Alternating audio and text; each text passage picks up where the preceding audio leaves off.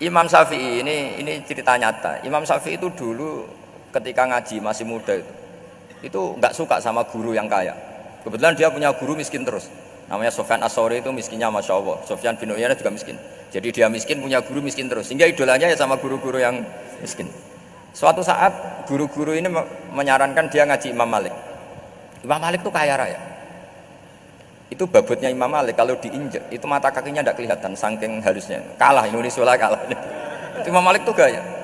Kalau ngaji di kursi tinggi terus pakai bukhur itu, pakai dupa Arab yang mahal itu. Pokoknya mewah kali Imam Malik. Terus dia mulai ini kiai kok kaya.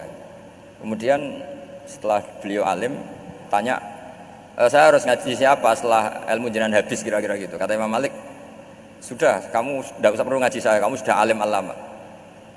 Terus Imam Malik datang ke Baki. Zaman itu Baki itu semacam kayak rentalan ya, semacam Grab lah kalau dulu itu.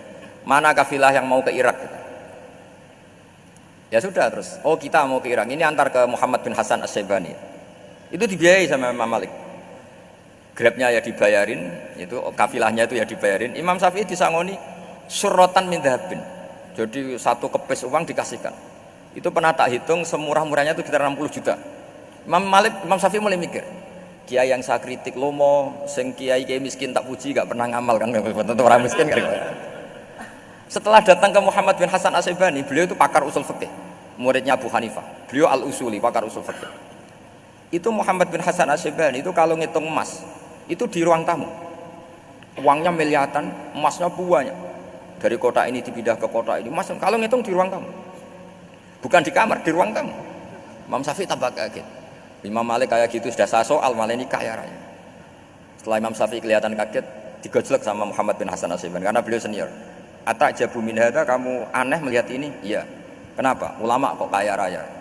Terus kata Muhammad bin Hasan, ya sudah, uang ini tak kasihkan orang-orang fasik, binti gue demenan, gue nyabu, gue macam-macam. Oh jangan, nanti dipakai maksiat. Oh jenengan mawon sing suka. Semenjak itu Imam Syafi'i rubah. Jadi kalau kampus ini ingin akreditasi A, ingin mulia, ingin apa, kamu ridho kalau yang punya prestasi seperti itu adalah orang-orang fasik? Ridho enggak? Enggak kan? Maka didoakan ini. Nah itu namanya berpikir secara usuli. Kamu jangan hanya nuruti karena berpikir waroi terus kamu benci kekayaan, benci pangkat, benci apa, enggak bisa seperti itu.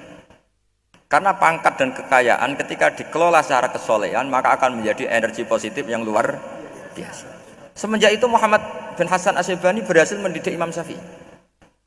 Sampai akhirnya keterusan Imam Syafi'i berpendapat kalau orang Islam bisa bikin rumah tingkat kok punya rumah reok itu haram kata. Akhirnya keterusan. Kalau bisa jadi bupati kok jadi ketua RT juga haram. Karena al-Islam ya'lu wala yu'la alaih. Islam itu luhur bukan bisa diluhurin. Sehingga rata-rata orang Syafi'iyah termasuk kiai-kiai Indonesia itu rata-rata ya agak-agak politikus, ya agak-agak kedonyan, mungkin sebagian kedonyan tenan gitu. Karena nggak ridho gitu loh, kalau kesempatan itu dikuasai orang fasik kemudian menjadi kekuatan maksiat. Coba kalau bupati itu orang yang fasik, kemudian programnya supaya rakyat seneng semalaman dangdutan yang purno misalnya, supaya rakyat seneng dibolehkan dugem, dibolehkan judi. Tapi kalau yang jabat orang soleh kan ada beberapa perda yang menolak penyakit apa? Masyarakat. Jadi kamu jangan melihat bahwa kepangkatan ini hanya sebagai alat korupsi, alat otoriter, enggak. Asal kena orang soleh, maka ini menjadi energi kesolehan atau energi positif. Sebab itu ketika Allah muji para nabi yang soleh, diantaranya disifati apa? Faqad ataina ala Ibrahim al-kitab wal hikmata, terus ayat wa atainahum mulkan azim. Dan Nabi Ibrahim dan keluarganya tak kasih kerajaan yang besar. Nah sekarang masih banyak orang yang cara pandang ngapain bikin Unisula yang megah, ngapain berambisi punya akreditasi A dan sebagainya. Menyoal seperti itu salah secara usul fikih. Karena secara usul fikih kesempatan yang baik tentu harus diperjuangkan oleh orang-orang yang soleh. Karena ini supaya jadi otoritas yang positif. Itu dulu ada latihannya.